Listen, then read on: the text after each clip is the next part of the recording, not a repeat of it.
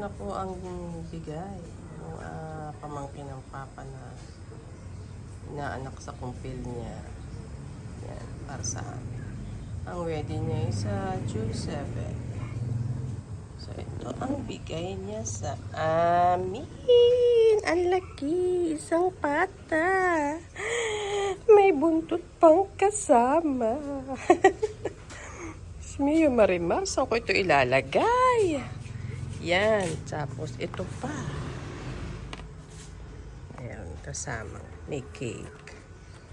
Yan. May cake. Tapos, ganito talaga sa Batangas.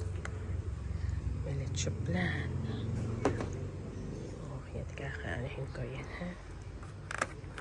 Leche plan. Ako, kagigising lamang eh. Diba ganyan? May suman. Oh, suman pati niya. Tabi natin. Suman. Daming suman. Ayan.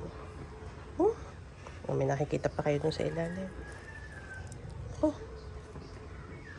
Kagigising lang, busog na agad. May orange pa dun sa ilalim. Ari ay sumang haba.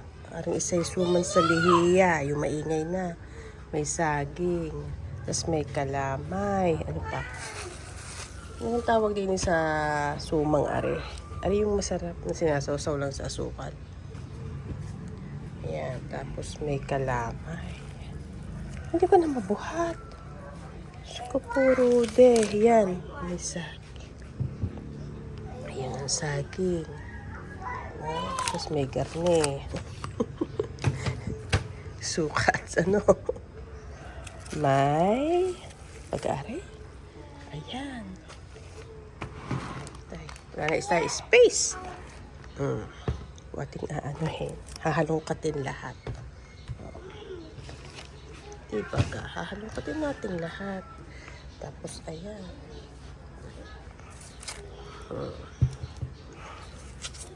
Apple. Oh.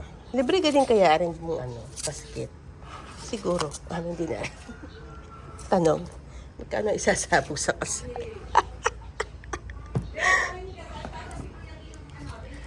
Ayan. Ang dami. Ay, nako. Ang dami. Anong gagawin ko din eh? Yan. So, ito na. Ayan, oh. Orange, apple, suman sa lihiya, kalamay. Yan. Ito, masarap ito.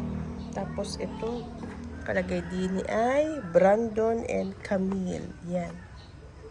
Tapos, ito leche yung paborito ng aking asawa. At ito, ang pinaka-importante. Ayan, oh. May buntot pa.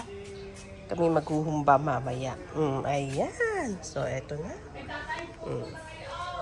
Ayan na, kabuuan. Hanggang sa muli. Paalam, maingay na din eh. Bye-bye.